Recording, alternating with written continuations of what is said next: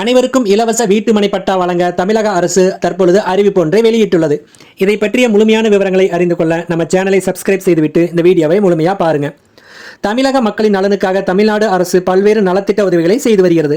அந்த வகையில் ஏழை மற்றும் நடுத்தர வர்க்க மக்களின் சமூக பாதுகாப்பை மேம்படுத்தும் நோக்கில் தமிழக அரசு செயல்படுத்தி வரும் திட்டம்தான் இலவச வீட்டுமனை பட்டா வழங்கும் திட்டம் ஆகும். இந்த திட்டம் பல லட்சக்கணக்கான ஏழை குடும்பங்களின் சொந்த வீட்டு கனவை நனவாக்கி வருகிறது. அதன்படி நீண்ட காலமாக அரசு புறம்போக்கு நிலங்களில் வசித்து வரும் மக்களுக்கு அவர்கள் குடியிருக்கும் இடத்திற்கே சட்டப்பூர்வ உரிமையை வழங்கும் இந்த திட்டம் பலருக்கு ஒரு வரப்பிரசாதமாக அமைந்துள்ளது.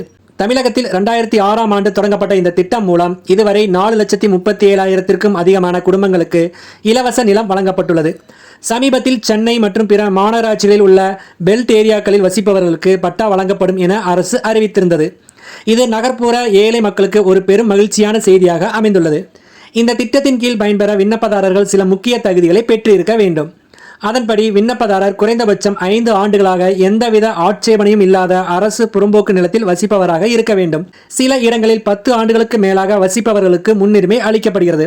தகுதியுடைய பயனாளிகளுக்கு அவர்கள் வசிக்கும் பகுதியை பொறுத்து நிலத்தின் அளவு மாறுபடும். உதாரணமாக அதிகபட்சமாக 3 சென்ட் வரை நிலம் வழங்கப்படும். கிராமப்புறங்களில் பொதுவாக 2 முதல் 2.5 சென்ட் வரை நிலம் வழங்கப்படுகிறது. மேலும் நகர்ப்புறங்களில் 1.25 முதல் 1.5 சென்ட் வரை நிலம் வழங்கப்படுகிறது. இந்த நிலம் அரசு புறம்போக்கு அல்லது நத்தம் நிலங்களில் இருந்து ஒதுக்கீடு செய்யப்படும். அனைத்து அரசு புறம்போக்கு நிலங்களில் வசிப்பவர்களுக்கும் பட்டா வழங்கப்படாது என்பதை நாம் மனதில் கொள்ள வேண்டும். பின்வரும் ஆட்சேபகரமான இடங்களில் வசிப்பவர்களுக்கு பட்டா வழங்கப்பட மாட்டாது. அதன்படி நீர்நிலைகள், உதாரணமாக ஏரி, குளம், ஆறு போன்ற இடங்களில் வசிப்பவர்களுக்கும், கோயில் நிலத்தில் வசிப்பவர்களுக்கும், நீர்ப்பாசன கால்வாய் பகுதியில் வசிப்பவர்களுக்கும் நிலம் வழங்கப்பட மாட்டாது. இருப்பினும் இது போன்ற இடங்களில் வசிப்பவர்களை அரசு முழுவதுமாக கைவிடுவதில்லை. அவர்களுக்கு பாதுகாப்பான மாற்று இடங்களில் மாற்று குடியிருப்புகள் அமைத்து கொடுக்கப்பட்டு வருகிறது.